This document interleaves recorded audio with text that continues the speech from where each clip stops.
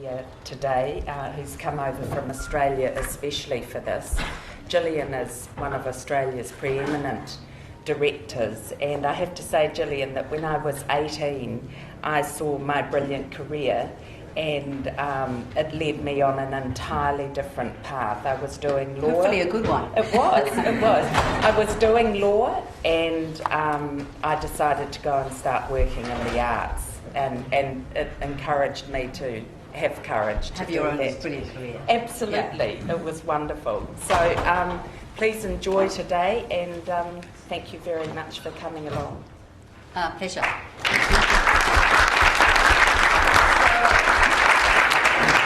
This is really the old nuts and bolts. How many directors have I got here today? Oh, lots. How many have made a feature? And how many producers here today? A few. Okay. Oh, good. I know that the theme is meant to be, reaching forward with change and so on, but I think that these notes, which I hope will help you, they're things that I've learnt myself over the years.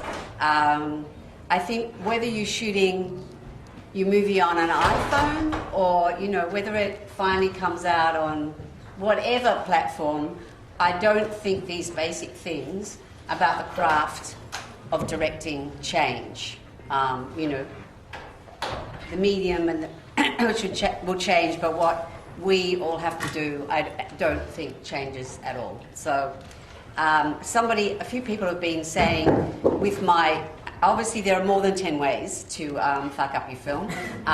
This is my top personal 10.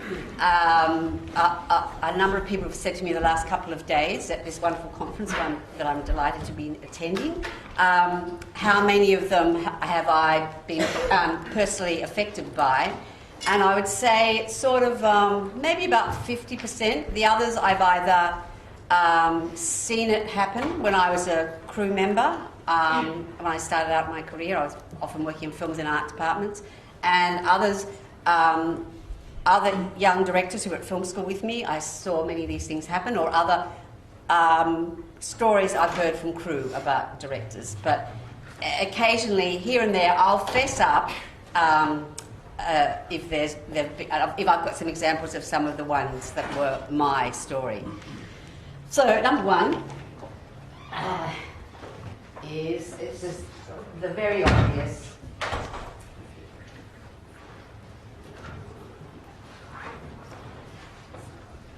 I'm doing a list because last time I did this talk, somebody told me just at the end that I had 2 number 8s, and maths has never been my strongest suit. So I thought if I write them down as I go along.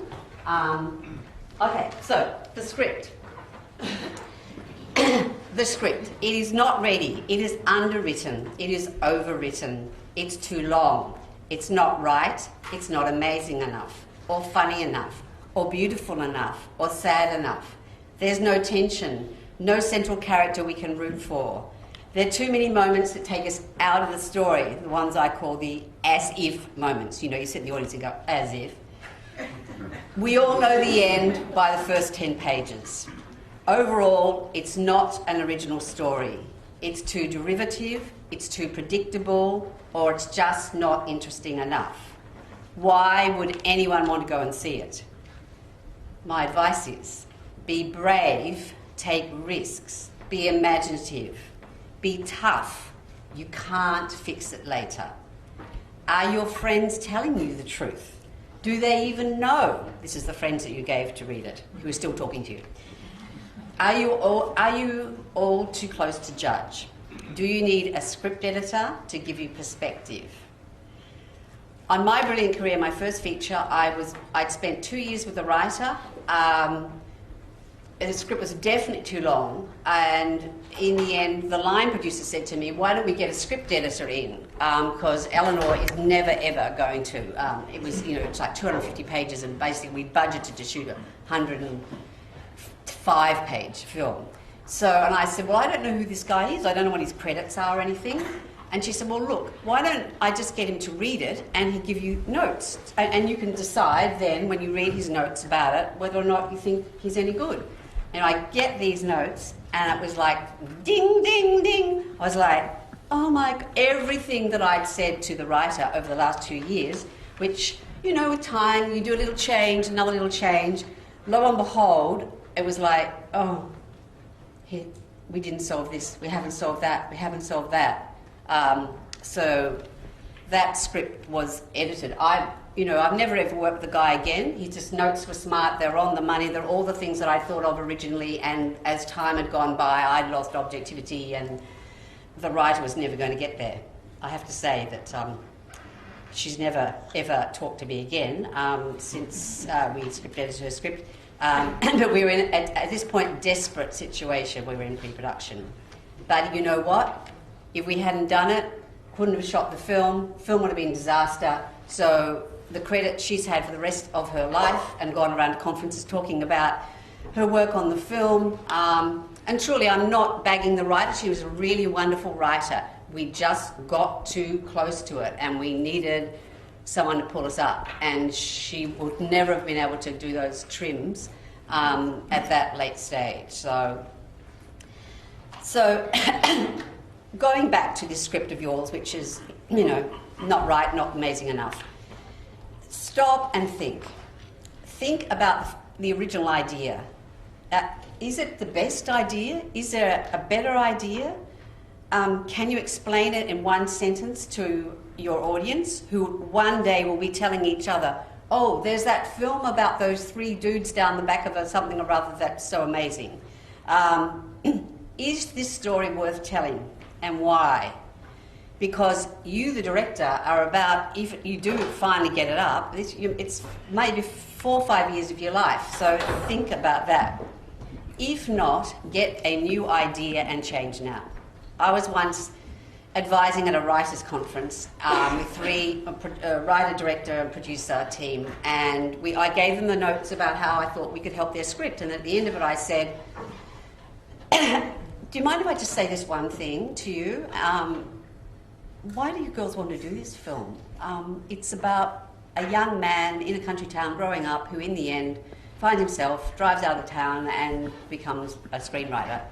Because it just isn't that fresh, and there have been a lot of Australian films about the troubled young man that finally finds himself and leaves the country town. And they all looked at me and said, well, this sort of happened to my brother and, you know, blah, blah, blah. And I was like, oh, that's the other thing. It has this slightly second-hand feel. And they said, well, we're all country girls. Like, we grew up in the country. I said, well, but this is not your story in the country. I'm not saying women should only write women's stories and men should only write men's stories, but there's something that just doesn't seem like unique and special enough. I went down then to the meal break, and then I was called up by the coordinator of the workshop, who said the producer of the project that you've just talked to is in tears and won't come down and eat, and she was so upset by your notes. And I said, I don't know, I just felt I had to say it. I just felt I've sat in so many Australian films and gone, why this story again? You know, I just know how hard it is, how much time and effort they're going to put into making it, and I just thought, shouldn't I say it now before they go any further? And because they'd had funding, you know, they're up to draft number 4 or something. Anyway, I went and found her and said, look, I'm really, really sorry. I didn't mean to, you know, undermine you and so on. I just feel in your heart you've got to make something you're passionate about.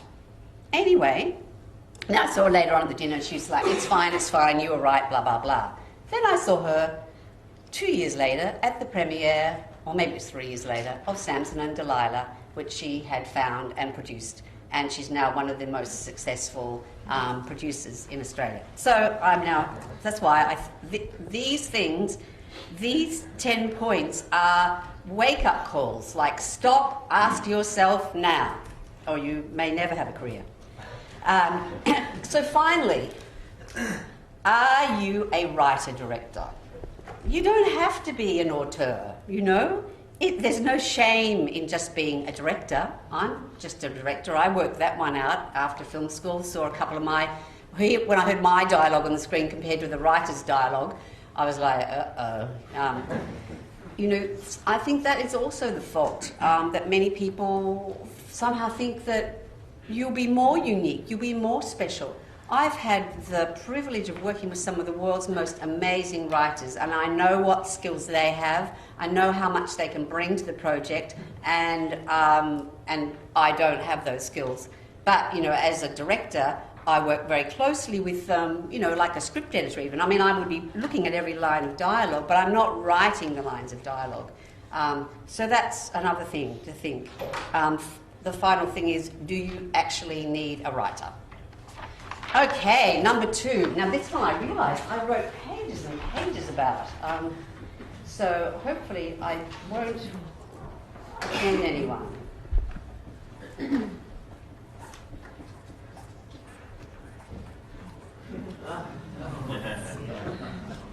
So quite often over the years, young filmmakers, especially young women, have said, can I have a coffee with you and talk about, I've got my first feature up and I want to talk about it, and if there's anything to get your advice. And so I sit down and I go, oh, okay, so who's your producer? And they go, blah, blah, and I go, try to keep a straight face, Jill. Really? And there's no other option? Okay, so the wrong producer. Why? They thought it was an action film, or they just wanted to do it to go to an exotic location or meet a sexy actress. They thought they were an old Hollywood movie producer where they were the boss and they tried to take it over. Or they did take it over and they tried to lock you out of the cutting room.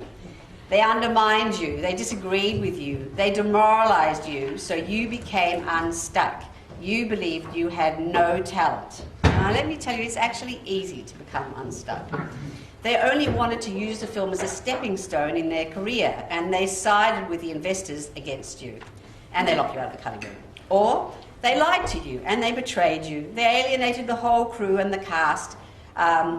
They were rude and hungry and tactless. They were penny wise and pound foolish. You cut days and that tracking shot, that crane shot, those additional extras, and it turned out in the end there was money left over. They were the scriptwriter and the copyright holder, and so of course your vision was never the same or as good or as right as their vision on paper. So they undermined you and you lost the plot, and they finally fired your editor and locked you out of the cutting room. They were married to the lead actor, and they put a lot of pressure on you to increase his or her scenes, even if they're not working and they should have been totally cut. So how to find the right person? Check around, ask other directors, and beg them to tell you the truth. And tell the truth to other directors who ask you. There's got to be some camaraderie in all this. Trust your gut and never, ever have a writer or an actor as your producer. No matter how fantastic the project is, walk away. Walk deeply away. I remember, this is one of the ones where I learned, when I first went to Hollywood, the screenwriter that I was working with had just done written a film for Jonathan Demme, who was big time at that stage. And who was it? Who was the producer? I mean, an actor who was a co-producer. I think it might have been... Oh, I shouldn't name any names. Anyway, there was a famous movie star who was a co-producer, and even though Jonathan Demme had like a really good track record, he wasn't a first-time director. That actress, in the end, was in the cutting room. Not only was she extending her scenes, but one of the other actresses, and it was an ensemble piece about a group of women, one of the others was really standing out, so she made them cut that other actress's scenes down. I was completely shocked. It's one of those things I thought, okay, don't go there, Jill. So, back to your producer. Check that they were supportive, honest, strong, dedicated, diplomatic, problem-solving, selfless. And, a key one, do you have the same taste? Do you like the same films and actors? Because surely you are never going to share a vision, ever, if you don't have the same taste. And are they really enthusiastic about you as a director? And is their assessment of the script and the project positive and practical? Because you definitely need a creative sounding board. This is not anti-producer, this is about finding the right producer, because it's so important. So, you don't need a frustrated director-producer or someone on a power trip or someone who's just lazy and doesn't really care. I mean, sometimes it's just inexperience. Sometimes they've done it too long. Sometimes they've survived by just moving on to the next naive young director with limited choices. Ultimately, the best and the smartest producers nurture and protect the director and the director's vision. And by doing this, they get the best results. I'll be running the producers' workshop later. They gently help keep you and the team on track when it's needed. They do tell the truth, but in a diplomatic way, as we are sensitive souls and under deep stress making film. And they're optimists, and they're resilient and calm communicators. They've got the ability to be creative and lateral thinkers with the budget. I think that a lot of people, especially young directors, don't realise that there are crucial decisions made early on about budget and use of the money and production that will so affect your final film. I remember this young director whose producer had a very shaky record. He'd actually even tried to lock Peter Weir out of the cutting room at one stage. He was one of those producers who thought that it was about throwing around his weight. And this young director said to me, I said, my second question after who's the producer, it was who's your DP? And she said, well, I've got a New Zealand DP, but my producer, I said, you must spend a lot of time with the DP, go through the shots, walk around the location. The producer says that we haven't got the money to bring him over more than once, so he's not going to turn up until 3 days before we start shooting. And I thought, and in the end, when I saw her after the film was made, she said, you were right. Everything was a big... I actually said to her, look, I choose another. If you can't afford to bring the DP over and your producers should be saying this, I would suggest that you choose someone else so that you have the time. But, that's what I'm saying. Your producers should be helping you with these, it's money and creative decisions, production decisions that affect, in the end, what you get on the screen. So, yes, the right use of the budget really affects the quality of what you get on the screen and ultimately your film. And you can't stand up at the end in front of the film and say, by the way, I didn't have enough pre-production time with my DP, so some of the shots are a bit rushed. Finally, with your producer, can they raise the money? So many times over the years, really nice people I've worked with, editors or something, tell me they're going to be producers. And I think, well, that's good. And then I think, I cannot see that person getting up and pitching and selling. Because in the end, that's what they've got to do. They've got to pitch and sell. So it's more than pitch and sell. They've got to fight and sell from the beginning to the end, to the release, to every multi-platform place that you can find. You all need Ted Hope. Okay, number 3, the wrong... I won't say what it is, because I like doing this, is the reveal.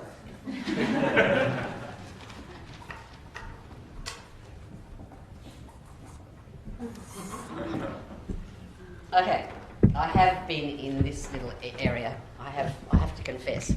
Okay, so it's so easy to cast the wrong actor, and this is doom.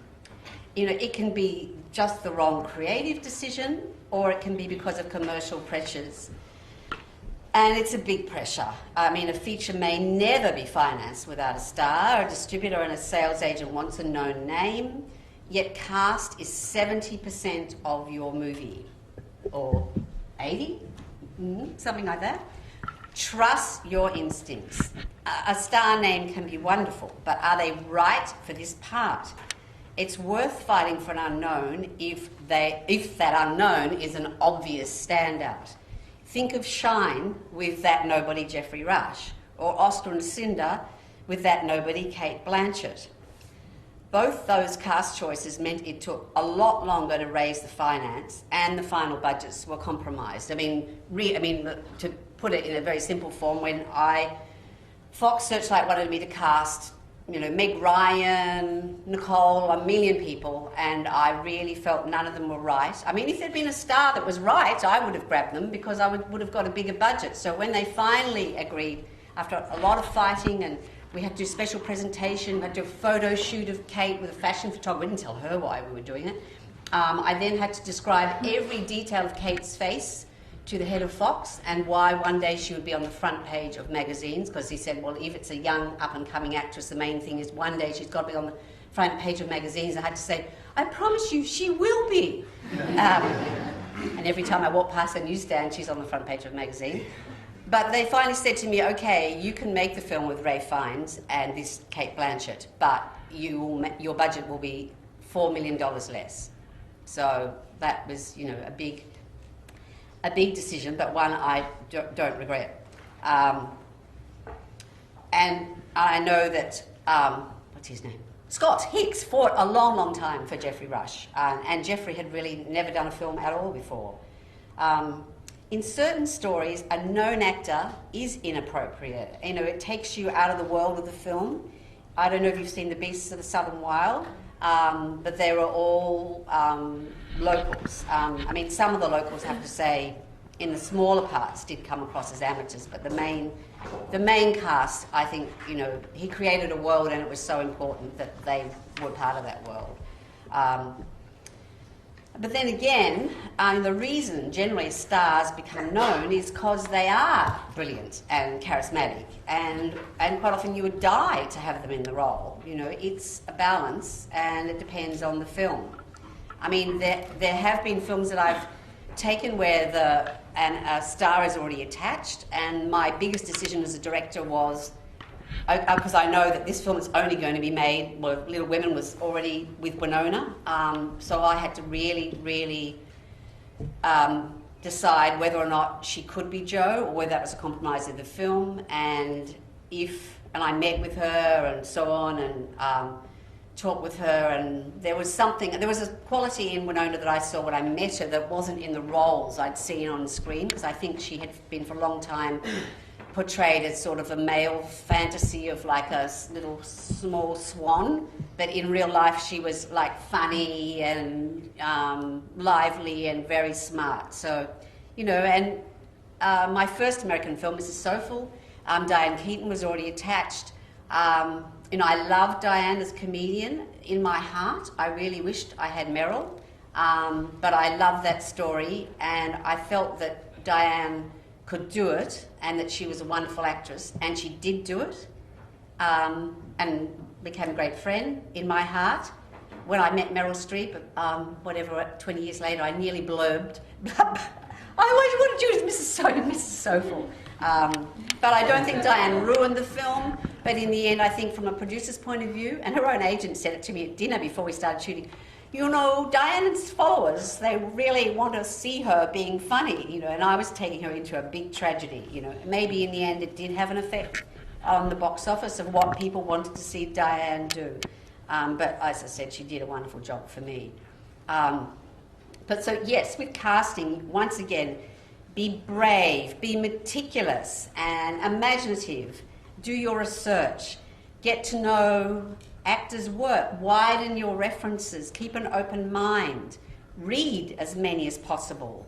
And if you're unsure, don't hesitate to call people back. If it's a star and you can't they won't read or they won't come back, then saturate yourself in their work. Look at look at their works, find scenes, and in your mind, see if you can imagine them in your film. Are they the right person? I think the casting process is often a journey for the director where you also start to find out about the character and about the story you're telling. I remember when I was casting Little Women, I said, oh, we need Beth, the sister that gets ill. I won't tell her what happens to her in case you still want to see the movie and haven't read the book. But I thought a frail girl, because she's going to become seriously ill. And Claire Danes came in, and she's quite rounded, and she's actually taller than Winona.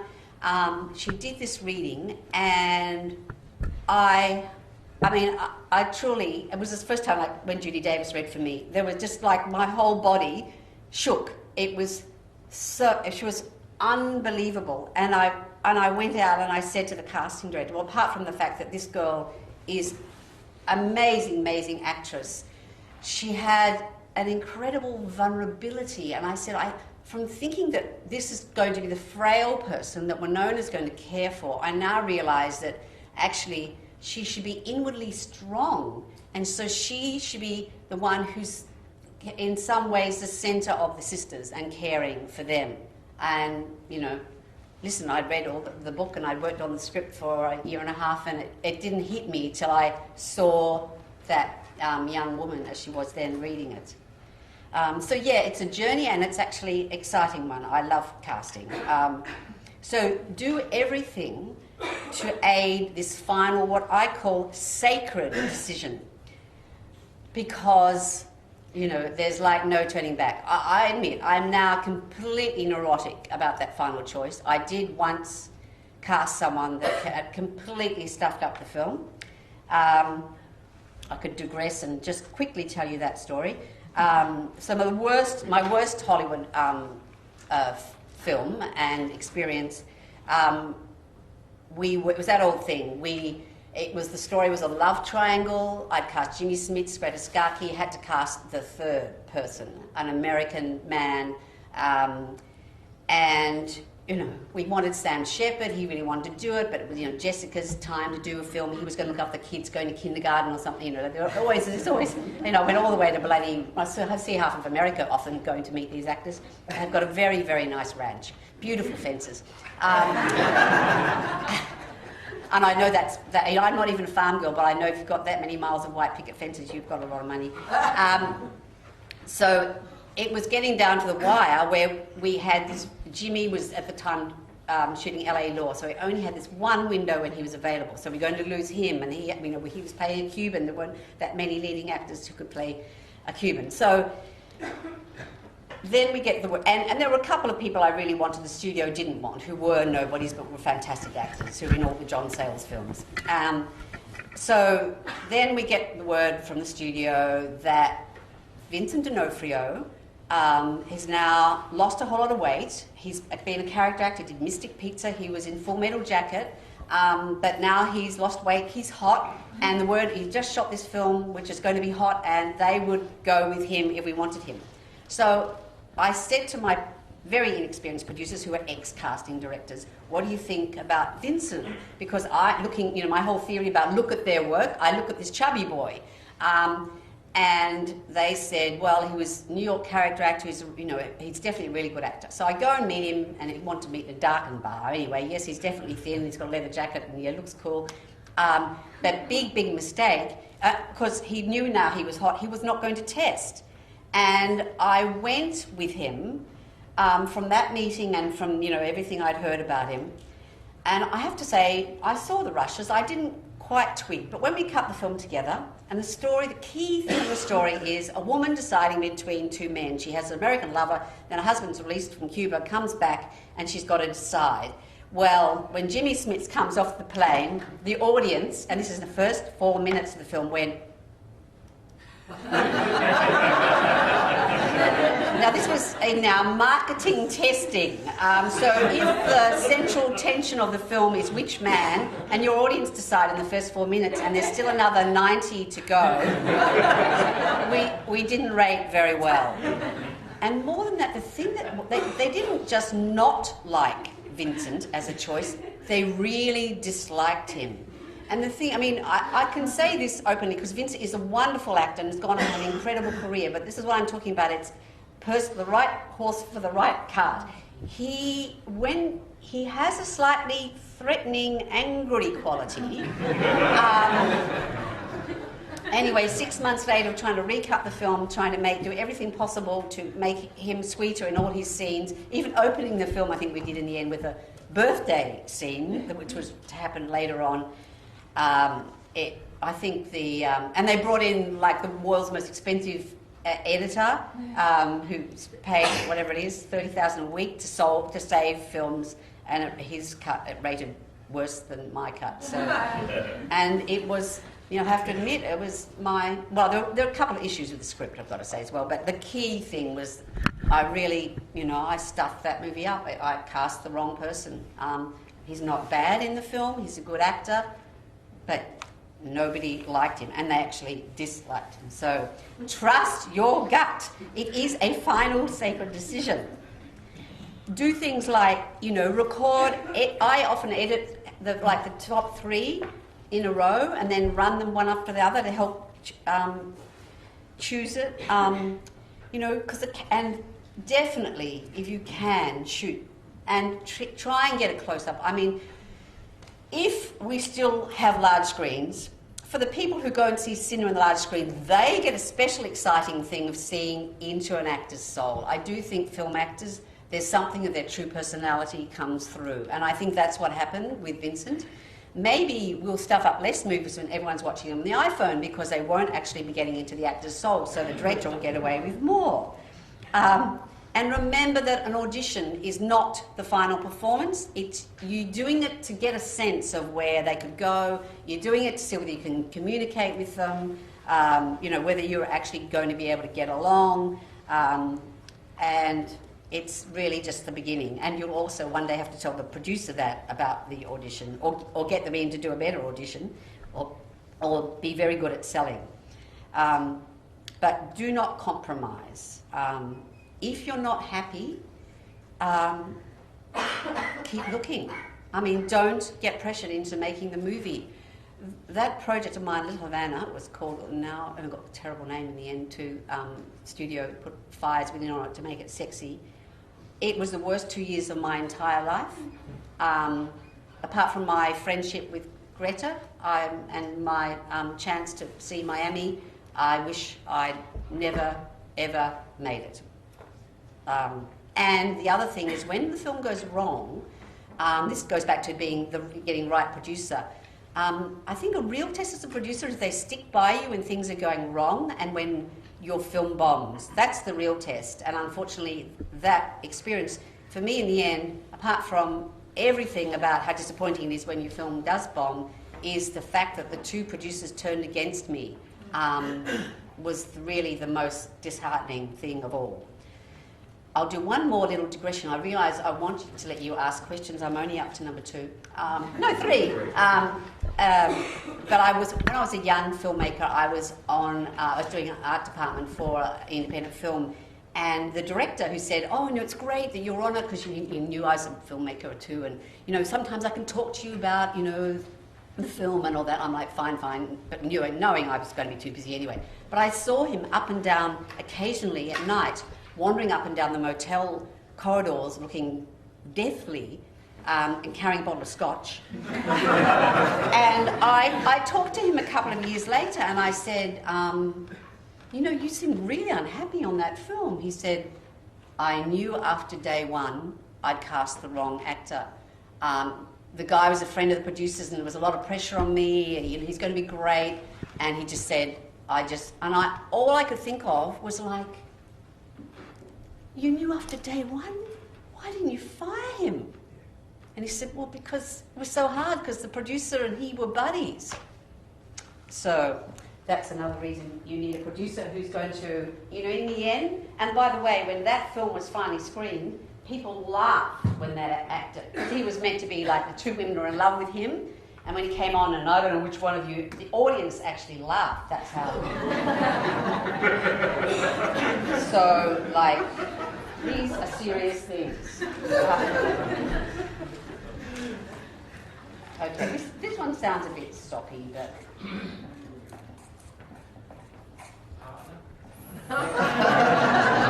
Okay. Your unsupportive crew. They're bored, they whinge, everything is an effort, they're noisy and they're crass, and they laugh at inappropriate times, unnerving the actors and the on-set animals and babies. They never give that little bit extra to catch the sunset or dawn.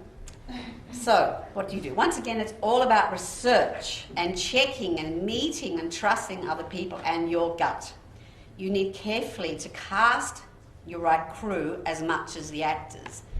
And it does help a real lot if the catering is good, no matter what your budget is.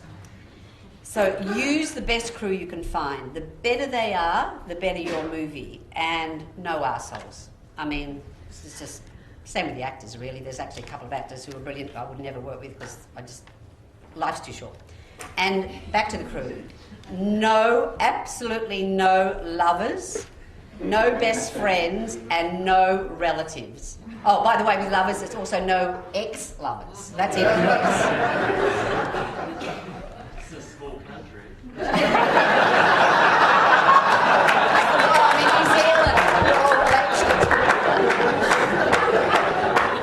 That's true. I suppose New Zealand and Tasmania, I've got to change that one a bit about no relatives and no ex-lovers. Well, if you're forced to have a relative or ex-lover, have a deep, long session talking about it at the beginning, counselling, because this can be so messy. It's not the best for your film. There'll be complications, divided loyalties, friction. I heard of one, and I've only had an ex-lover on a film, and the DP told me finally we have to fire him because he was not doing the best job, and maybe it was his way of getting back at me subconsciously. But I did hear about another director, very first film, another love story, 2 men and a woman. The director got off with the lead actress. Well, that's it. Both the actors, who were obviously quite already fancying her, were in character. Also, and the entire crew lost respect for that director. He's since talked about it and said it was a big mistake. So yes, you need to work as a team and encourage collaboration, and you need to listen. This is about, once again, so you're getting a good work from your crew, forgetting the lovers now. Don't be defensive, and use any idea that other people have that's good. If it's better than yours, great. I mean, it's obvious the director's got the final say. You know, you don't have to make an issue of that. You don't have to act like the director. You are the director. Do whatever you have to do to keep peace and get the best results on screen. And then, still in this crew area,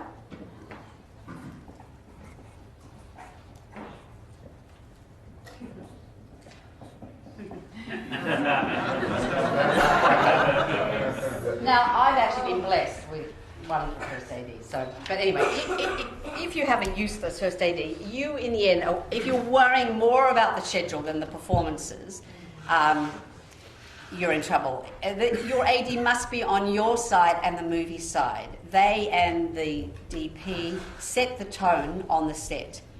What you want is someone, it's about thinking laterally, making the best logistical decisions to get the most out of every minute of the day. You want them to help you weigh up the best compromise, or to help turn the compromise into inspiration. Because I have got to say, I mean, directing is nothing but compromising. We all know that, no matter what the budget is. So you want the best compromise, as I said, or a brilliant one. The best are brilliant, and they will give you and the film so much. The best use humour and delicacy. They're not shouters. And you want to create an atmosphere that's warm and protective of the actors, because that's what we're all there for, to get the best performance. And the first and the DP's leadership is key to this, and you. So that's what you must do. Get the best performance, the most shots, and hopefully the right light at the right time of day. And worrying about your question time. Number 6. And I had the most wonderful first AD, Mark Turnbull, who also did the piano for Jane. I remember Jane rang me just after Mark had already done 3 films or something for me, and they'd been here, going to the beach, looking for locations, and she said to me, the producer Jan Chapman rang and said, would you mind having a talk to Jane? She's just spent a week with Mark and worried about him. And I said, no, sure. And I said, what's the problem? And she said, well, he seems so negative. Like every beach I went to, he was like, well, the high tide will be blah, blah, blah. It'll take 2.5 hours for this one to get the trucks down. It'll da-da-da. Then you've only got a tiny window before you'll all be washed off the beach. So your final shooting time is this. And she said, it's so negative, so depressing. I said, Jane, there's one key thing to remember about Mark. His job, he's telling you up front now what all your options are. All you have to say to him is what you want, and then he will bend the options. So you say to him, this location is the most important thing in the film. and it matters to me, that he will say, fine, I will help you choose it, and I will help get that crew down on and off the beach and not drown as best I can. But he is basically letting you know now that your shooting time is actually going to be shorter. But if that's the most important thing to this film, then, like, let's do it. Okay, number 6. This is the key thing to being a director. This is what we're paid big bucks for, or little bucks, or not paid at all. You know what we are? We're our instincts. That's all we are. We are a machine looking and judging the shot, what your performance is like. That's what we are. And we're a musical instrument that has to be carefully looked after. We can lose it. So number 1 is remember to sit down like I am. So losing your instincts. You've lost it. You're a zombie. Hold on to your vision. It's a long distance haul. And your key role is judgment. Listen to your gut instinct about the framing, the camera move, the performance, the dialogue, the pause, the lighting, the costume, the hat, the hair colour, the makeup, the blood on the shirt, the sound effects, the music, the type for the titles, the title itself, the speed of the end roller. These decisions never ever stop. You let one go and one day you'll be sitting in the dark going, why? Why did I do that? They're tiny, tiny details, and you have to watch those details. Don't lose track. Don't get too tired. Don't be bullied by production or an actor and compromise. And this is hard. You're in a stressful situation. There's not enough time, there's not enough money, and, you know, it's a roller coaster. Sometimes you almost need to be able to say, if you feel like you're being completely pressured, I need a minute, time out to think. And if you've got a really sensitive, wonderful first AD like I have, they can see that happening to you. Sometimes you go, come away and think. Pace yourself. I mean, young directors have asked me, advice on the film and so on. I mean, I feel like some pathetic mother. I'd say, eat properly, sleep properly. It's a marathon. You don't want to burn out by the end and make the wrong decisions because you are so dog-tired. I mean, one of the best things my first said to me on Brilliant Career was sit down whenever you can. He just told one of the grips, shove an apple box under a bum. Because in the end, it's no point sort of running around by the end of the day when you're doing the final shots and the light's going down when you really need to be sharp, you're buggered. So, and the other thing is don't panic. I mean, I think it's better to get in a mindset where you're sort of zen and you're prepared for the worst. Because guess what? It's going to happen. Expect the worst weather. So, whatever is the opposite to whatever is required in your script. If you want a drought, there'll be a flood. There wasn't Brilliant Career. If you want snow for the sleigh chase on Mrs. Soful, of course, it will all melt the night before. First time, always. Oh, this has never happened in 20 years, the locals say. If you're prepared for the worst, you and your first and your DP will have a backup. So you won't have to panic. You will start shooting the interior scenes with Diane and Mel while the studio will fly up and the first AD flies to Quebec looking for more snow. And also, you've got to block it out. I mean, I'll just start, maybe they'll find snow, maybe they won't. I just have to keep going. And expect a minor technical disaster or two. Of course, we were going to have a meltdown on the rushes with Beth's death scene. That was the one scene that I, got the muck on it and I had to go and tell Winona and Claire they had to reshoot the death scene. And there's going to be an emotional meltdown or two, some member of the cast or the crew, some conflict. I mean, it's a lot of people together under pressure. But if you expect it, if you're with a caring team, you will get through all this. And back to your instincts, back to telling a story. Your gut, you've got to trust your gut. You've got to put yourself in the audience's shoes when you're watching the actors or the shots and listen to that little voice inside. If that little voice is saying something's not right, if you've got any doubts, act on them immediately, you know. It's so, if you have a doubt, just do one more take now, or quickly change the angle. Don't like think about it the next day and then go sobbing to your producer or first AD saying you really want to reshoot the scene. Use the support of the DP and the producer and the first. Everyone wants it to be a good movie. Okay, number 7.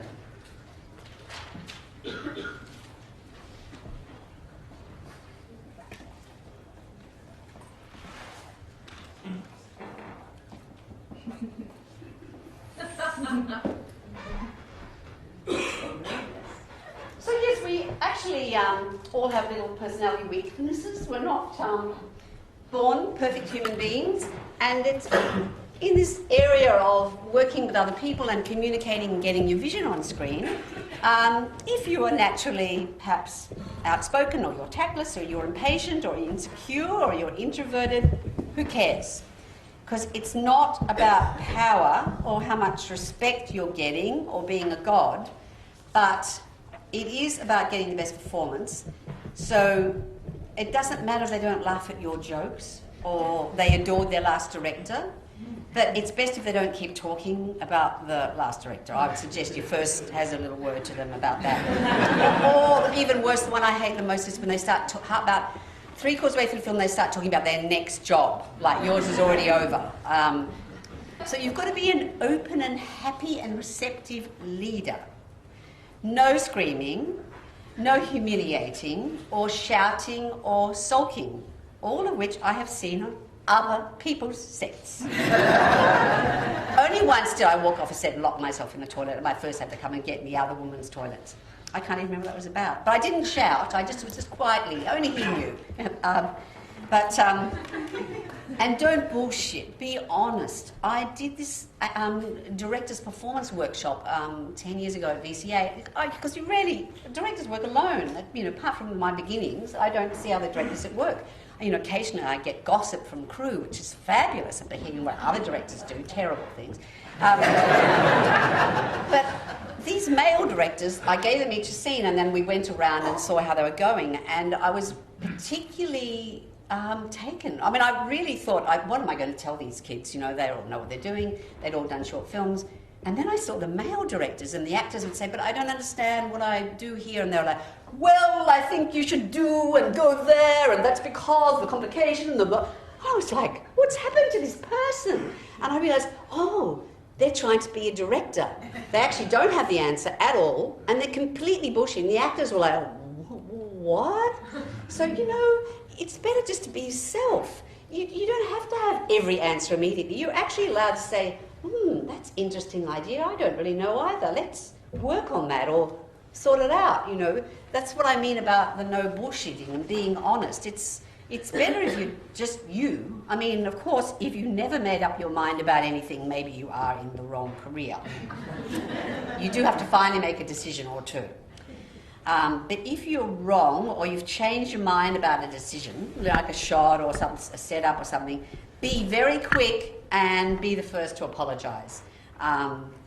And be firm and compromise on the right things. It's about pick your battle, but be better to make it everyone's battle. I'm on an early American film at one time, and I was like, and I won't do this for my film. This is in production, not on the set. This is, you know, fighting over the money that was being cut, days and so on. And the line producer said, it might be better if you called it our film, not my film. And I thought, well, that's, you know, fair enough. So, yes, work hard, be super, super prepared. You've got this one window of time to make this movie. So do your homework, use every waking minute. And if there's conflicts and things simmering, and you're, as New Zealanders, you're a little bit like us, you know, we don't really like that sort of thing. But don't let it simmer. It's better to go get that person, take them aside, or get your first or the DP and what's going on here. Don't let conflict simmer, because it's going to finally go out in the open. And do that stuff off the set. Be a quiet, you know, end of day chat. And remember to thank people. That was one of the first things that I just I was so caught up in worrying about my shots and my time and that everyone must think I'm an idiot. I just sort of crawled off the set every day, and my first had to go, thank them for the day. Oh. So I always remember that. And if you can, thank them with eye contact. That's a good thing to tell New Zealanders and Australians. Okay, now this one I've just added in because I had this sort of sense from the conference that they wanted me to talk about acting. And I really think that I haven't suffered from this one really at all. I mean, if there's been a bad performance in any of my movies, it's really, really happened. I'm very, very proud of all the actors, and I think it has gone back to the casting, not that I'm a great guru director. And if somebody's not great, and it's often a small role because it's hard, they come in for one day, the editor and I have really done a lot, fixed them in the cutting room. But anyway, if they are overacting, over-eyebrowing, or underdoing it, there's no emotion, we don't care, or worst of all, we don't believe, then, because it is about believing, do they feel real? Is that nagging sense of fakery or caricature? I'm doing this bit because you all want something about performance. A lot, as I said, a lot goes back to casting. And it is really hard to get a great performance to someone who really doesn't have the goods. I mean, I think even a child has, if you're casting, you'll find a kid who's never acted before, but they would have this special talent. Or an inexperienced local, you've got a cast to fill a gap. You would find the one that's got the ability. You can't teach someone to have talent, but you can help by doing everything you can to help them become the character and believe in the world. And so, if you've got an inexperienced actor or a child, or even just ordinary experienced actors, this is a good one, keep the set clear, people out of their eye lines, try to help. And definitely clear the set of parents or onlookers, or, and give people a moment to get into character. I mean, every actor that I've ever talked to said the thing that they hate the most is like, they said, that thing where they go, so sound ready, camera ready, lighting ready, props ready, and then go to action, and then they said, no one says, are we ready? And, it's fair enough. If you're asking everyone, you should say to the actor, or have a cue or whatever if they don't want a word beforehand. So give people a moment. Don't slate in front of their face and play music to help with emotional scenes, rehearse, discuss, get up and move, visit locations beforehand, but I would never over-rehearse and I wouldn't rehearse an emotional scene. It's more about, rehearsals is sort of partly about you and the actors getting to know each other, feeling free with each other so they feel they can ask you anything, they feel they're in a trusted environment. So, the more caring and free and comfortable they are with you, the better the work. And I would read everything you can about performance and directing actors, because every actor is different, there's not one recipe for every person. Mostly by the end or 3/4 away for every one of my movies, I think, they need that. Oh, they're better in take 2. They need 20. They're different. They're not all the same. Enjoy your actors. It's actually delightful and fun and wonderful. I've been in the company of many amazing actors. And just remember that simple thing, it's about listening and reacting to the other person, not quoting lines. And try and give them positive feedback, give actors, all of us, I'm one of those warriors that in the early days I would be like, this personality flaw line, as soon as I call cut, the actors would look at me and they go, you didn't like it. I was just all on my face, because also I'm, tactless and blunt and outspoken. There were personality flaws I had to deal with on the set. But yeah, you want everyone to feel they can play and that, you are enjoying them and that it's good. Okay, number 9. I got room, yes.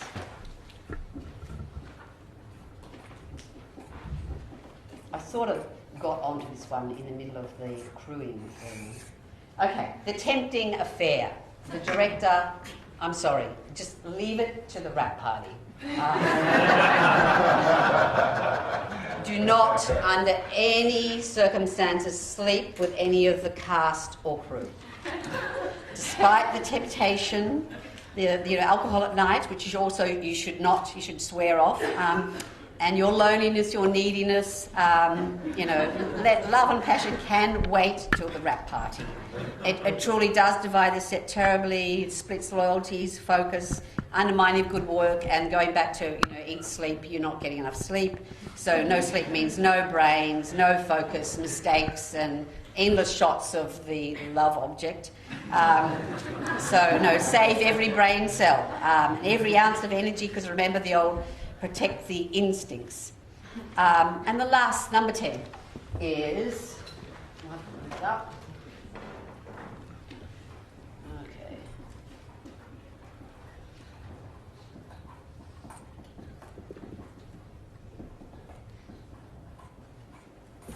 Okay.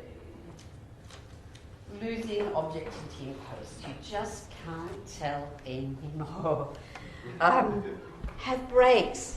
Leave the room. Finish the cut on a Friday and don't watch it back till the Monday.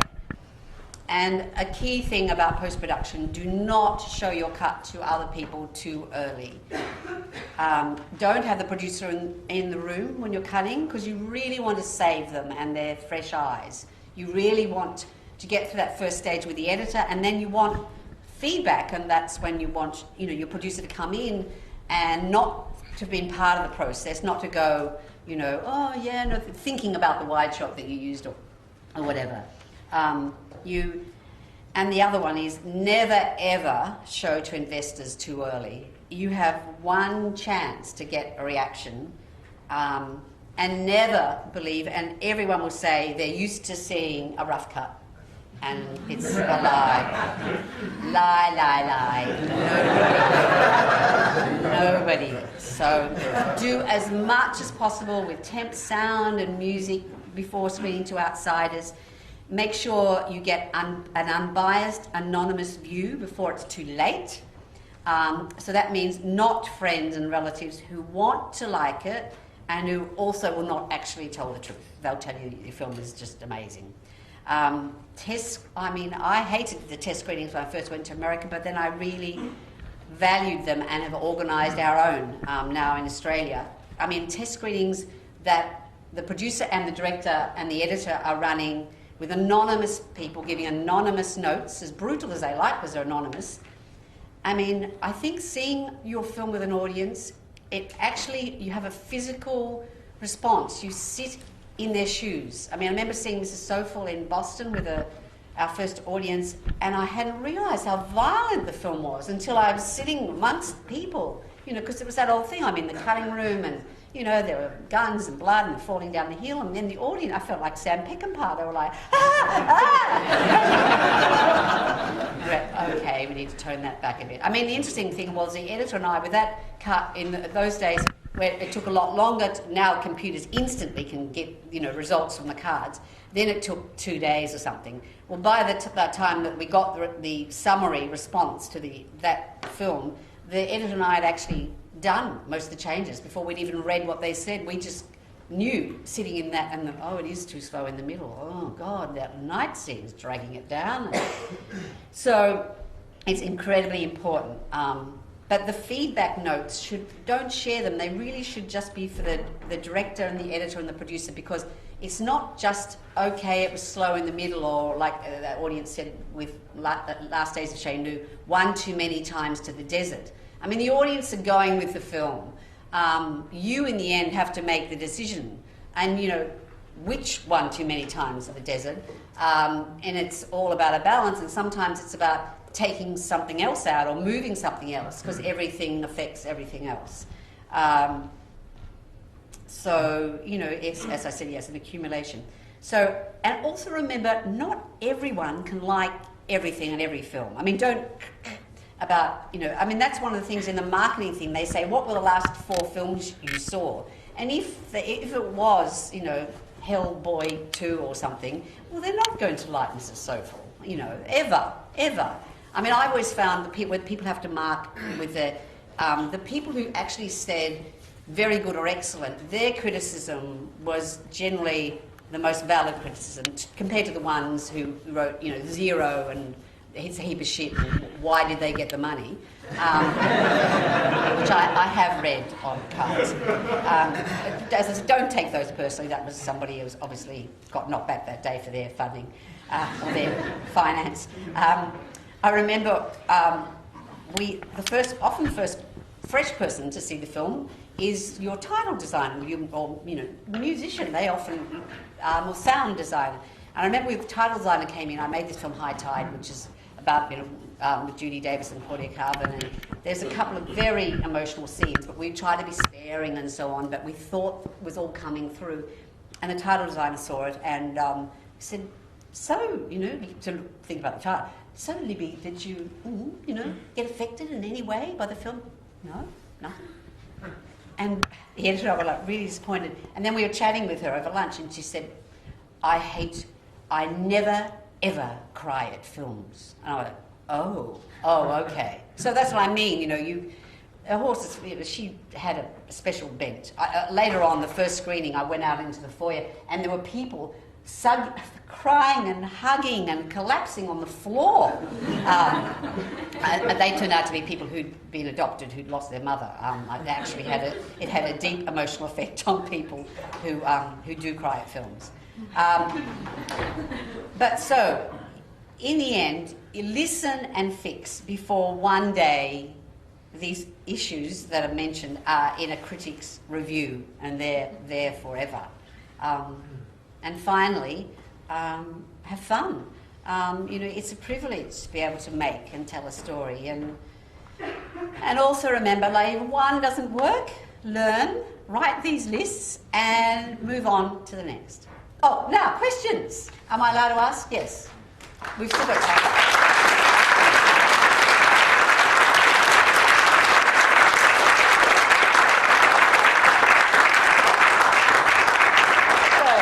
Any questions? Here's one. I'm listening with the actors, and you said you never rehearse so much. Can you talk about how you do rehearse with actors? Well, it's sort of like going to lunch and chatting, and it's like rehearsing a play. Sit around, read. I have it in my. I do try to get the key cast together for 2 weeks. You run through scenes, then you say, well, let's get up and move it around. But yeah, no, I wouldn't. You don't want to kill the emotional scenes, but you'd be talking about what they felt and so on, and what was a lead up to it. And I also think physical things are very good. I mean, part of the, as I said, it's partly you getting to know them and then them getting to know each other. I have to say on Little Women, if there can be things, if you especially need them to be to bond, and you really hope they will. It's great that they've got to learn a task. So the girls in Little Women, they had to learn to sing a number of carols and so on, and Winona and Kristen Bale had to learn to ice skate. So Winona and Kristen came to rehearsals already. They've been learning to ice skate for a month. So those sort of things are really good, really fantastic. Just physical activities that you do together. And I remember Starstruck cast was fantastic too. That they had to dance, and there were dance rehearsals and things. But the rest is just that usual stuff, and you just know that the first day of rehearsals is always shit, and everyone's nervous, and the second day will be better, and by the end, hopefully everyone's laughing, having a good time, and in character. Brainwashing. Yeah. I've done a lot of sets where it appears that the cinematographer is calling more of the shots than the director. Oh, hopeless non-visual directors. I went to art school, but Yes. It doesn't matter in the end because what do you prefer? I mean, how do you define? I'm complete control freak. So no, I work with brilliant cinematographers, and together we do wonderful images. But who cares? As long as some way you get it on the screen, it's like the writing thing. If you happen to come from more like a theatre background or something, you have the visual bone in your body, then rely on the DP. And no one, I can't walk out in front of my film and say, I want you all to know every frame in this film is mine. I checked every shot. Who cares? You just want the film to work. Yeah. That's though if you absolutely have faith and trust in the cinematographer you've chosen to work with, right? Because that's your right-hand person. Oh, yeah. Well, I mean, truly, I mean, most people would have gone, in this said the DP over the first AD, but for me, it's just such a given that how important they are and how much research you would have about looking at their work and meeting the DP. They are your right-hand person, yeah, and you want them to work with you and not against you and all that. And I've been really privileged, wonderful DPs. Have you ever had a situation where you had to fire an actor or a key crew member just because it wasn't working? I'm such a wimp. I get the producer to do it. No, I lie. I had the most terrible experience on my first film. It's it goes down in the history books, the Gillian Armstrong Brilliant Career Experience, which is it was a great lesson for me in life. It was a lesson about, number one, about how important casting is, and two, about being brave, and number three, about you can't get other people to do your dirty work. So when we were making, Pre and Brilliant Career, which took years and years to raise the money, but I was fine because I was a bit scared about doing such a big film anyway. I tested every young possible woman, and we found the very, very best. And then the finance fell over. I think it was actually Alan Bond, who was investing, and his money went. Anyway, and everyone said to me, oh, it'll never happen, and stuff, and I was developing other scripts and doing a few documentaries. And then they finally got the money. And our New South Wales Film Corporation were investors. Screen Australia didn't invest. They said, we don't want to make another period film, they're so boring. That's why it's always good to have two avenues of finance. So New South Wales, Michael Thornhill, who was a filmmaker and film buff, said, and I thank him for this, at the time I thought he was a wanker, he said, she is the heart of the film, she's going to lead the film. I think you should do a 35mm proper screen test with like your hair, makeup and so on. We had like a little video. So we shot it at the producer's mansion, and Russell Boyd lit it and had hair, makeup, blah, blah, blah. On the day, my producer, Margaret Fink, said to me, she looks a bit plain. I said, it's fine, it's all of the performance. We then sat in the theatre, the producer and I, projecting a huge screen, and saw the test back. And we both looked at each other in the dark and went, what we saw was not this thing that got out, or she was kicked off the film because she was not pretty enough.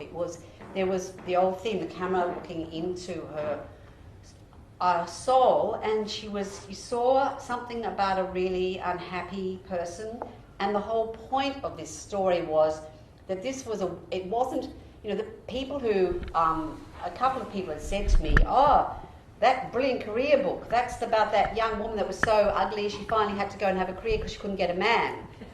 And I said, it's not really the point of the film, I think you've missed it. And it was actually the reason, I think it was my then boyfriend, current partner, father of my children might have said this. I had blocked out who it was, but when I heard that was the time that I thought, the first time I really thought, you know what, a woman has to make this film. I had a few other films in development, low-budget contemporary films, which I thought everyone said, that's what you should do if your first film, low-budget contemporary. When I heard that, I thought, men don't get this book. They don't get that every young woman, even Megan Gale, stands in front of the mirror and goes, I'm so ugly, and I wish I had bigger this or smaller that, and so anyway, so it wasn't at all about a beauty, but it was very important that whoever we cast had to have an inner life and a positive sense of sexuality, that in the end, she wanted Sam Neill, but she knew that this was not the right time in her life, and that if she married young, she would never, ever have a career. So when we saw this deep unhappiness in this person, we looked at each other and went, now I, as a first-time director, and someone who'd spent 6 months with this actress, because she had to learn to ride side saddle, and I went along and we swapped books on the period and history and so on, I would have thought, well, we can't do that to her. The producer said, we can't make the film with her. We can't. We had nobody else. Judy Davis, when we first did all the auditions, was not available. I saw her photo in the showcast, and I said, "Who's that girl? She's got a really interesting face." I said, "Don't even go there." She signed up to the South Australian Theatre Company. She's so perverse. Straight, you know, she and Mel were Romeo and Juliet, and everyone said she was amazing. But she went to South Australian Theatre Company to be a spear carrier in the background and stuff. And anyway, she wasn't good in the background, and her contract was shortened. So the casting agent then said, guess what? That young actress that you were curious about, Judy Davis, is actually back in town. So we sent her the script. She was in a theatre production. She came in the next day and auditioned and read it, and I'd heard hundreds and hundreds of girls read it, and I was just like, I mean, when she walked out of the room, the casting director and I hugged each other. It was the most, I mean, she is one of the world's greatest actors, and to hear her read, it was just like earth-shattering. It was like everything else had been there, and there was suddenly this. Of course, later on, I think in the flight on the way home, she told me, I never liked the script. Everyone said I should do the movie. It was I felt it was like some children's film. Didn't like the character. And I was like, yes, some of that was obvious on the set. But yeah, so, but getting back to the first girl, so the line producer said, and the producer said, "Don't worry, Jill, we'll talk to her." So, and of course, you know, she had my home phone number. I've been going, watching her do writing lessons, and she rang in tears. "What's happened?" And they said, and then of course they got it all wrong. They said, because I'm too ugly. And I go, no, it wasn't that. I'm so sorry. And so the 2 lessons. When I thought about it, when I was on the set and I had rushes every night and I saw Judy, my mind could see the other face. And I thought, imagine if I'm sitting here now looking at that other actress who just would never have had that star, amazing quality of Judy. And I thought, me trying to be kind, in the end, what would have done for her, the other girl, and for me? I mean, the film would have been complete turkey. She would have been, her career was over, and mine would have been over. And by the way, when I did my first film in Australia, it wasn't just that Gillian Armstrong's doing her first film, is a woman, the first woman in Australia is directing a film. Yeah, it's funny, isn't it? People were saying stuff to, like press were saying, can she stand up? Was she fallen over in the desert? People walking into the editor's room and saying, does it cut together? So, there was a lot on my plate. It wasn't just I was directing my first film, it was like I was carrying all the women, filmmakers of Australia, on my shoulder as well. And if we cast that girl, it would have been a bomb, complete bomb. It would have been like a miserable, sad film, and the message too that we wanted to get through. And rather than it, taking off internationally like it did for both Judy and Sam. And never had any worries about Sam. Is he here? No. He was great from the beginning. So yeah, so that trust your gut and stop before it's too late is really, really crucial. And have that producer that can back you and that you could say at times like that. I mean, thank God for her. They're very, and in the end, you know what? No one can do the tough things but you. But I didn't find my ex-boyfriend though. It was the camera operator. The producer did that. I saw him last month and hugged him. He went on to a fine career. Yeah. Any more questions? Yeah. I was wondering about your relationship with casting directors, and do you try and work with a small number of key people that you've built a relationship with over the years? Yeah, no, I did all the first ones with Liz Mulliner, and then when Liz retired to do more important things in life, to look after abused human beings, I started working with Alison Barrett, who did Oscar and Lucinda. It's an important relationship. Once again, it's about taste and judgment. You're asking them, yeah. And of course overseas. Although I have to say, there's the casting agent I had on Mrs. Sofel, and actually you become very close to them because often, especially when you're in a foreign country, you're sort of alone, so you end up going out with them at night and so on. And I decided that I wanted to have a different person for Little Women, because I did Mrs. Sofa with her, and she did a wonderful job. And I had producer Scott Rudin, who came from casting, who also was a great backup. But then I had another American film in the middle which fell over, and I did with the first casting director, and I decided to change and I thought I'd have somebody different for Little Women, and the first casting director didn't talk to me for 10 years. But we're friends again now. That's it. Everyone's got to go to lunch. Yeah. Oh, sorry. I'm an actor director, and I love your passion with how you talk about all the actors. What's your experience and thoughts with working with someone like Ralph Fiennes in the English system, and say someone like Winona from the American acting system, because they're quite, Well, every set I could, bring the whole 10 in, and every single one would be different. This was the same on Carlotte Grey with, Kate to Billy Crudup. Billy was very, very method. Kate occasionally come to me, because there was the day they had a big scene, which was a huge conflict. She was like, okay, we've got the method actor today. Didn't talk to me at breakfast. We Australians have I'm not sure it's the same when you have a New Zealand. I've worked with many wonderful New Zealanders, by the way. I thank you for Sam, Kerry Fox, Lisa Harrow.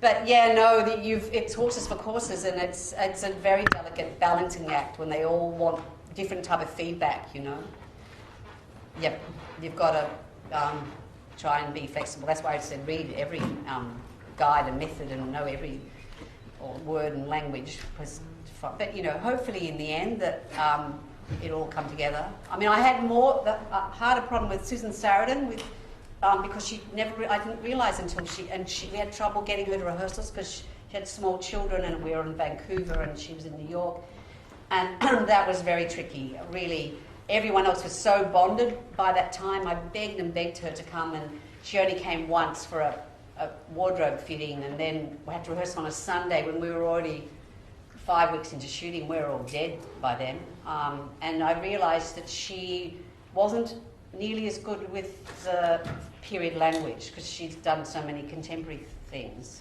That was probably one of the trickiest situations I've been in. I'll tell you a funny story about Billy Crudup though before you all go and have the last bit of the morning tea. So it was a really tricky thing. He had to play Frenchman, so he had to get rid of his American accent, which was, and sound like it was this decision we made, which we were damned for. But Warner said if they'd all spoken in, because it's about someone who went to France and then she's a spy, and really she was chosen because of her great French. So when we were in France, there was the whole thing about what language should they speak, and we decided to go with English, but with a little Italian, little bit of French accent, but not too much, because he didn't want it to be, too much. Anyway, and Billy had to do that, lose American, and he, did a brilliant job. But occasionally during his performances, there was some strange thing going on. And, I used every technique I could think of, because also he doesn't like any explicit direction. It's got to come from character and motivation and be positive, but not too much. And on the last day when I went to see him in his dressing room, we're back on Pinewood, and I went up and said, thank you, and you've been wonderful, and so on. He said, yeah, I think that pulling and tugging thing I did really worked, didn't it? I was like, the pulling and tugging thing? Yeah. I went down the corridor, because I had this dialogue coach, a fantastic dialogue coach that Kate uses all the time. And because sometimes I went to her, like, what's going on with the word? I don't understand. Is it something he's doing with the accent? And she would try and find ways, and the pulling and tugging, I think. I went screaming down the corridor, because we were still shooting on set, he'd been wrapped, and I ran up to Joan Washington. I was like, I found out what was happening, Joan. She said, what? I said, with Billy, pulling and tugging. Pulling and tugging. It was like, it'd be great if he told us. Anyway, he's a brilliant actor.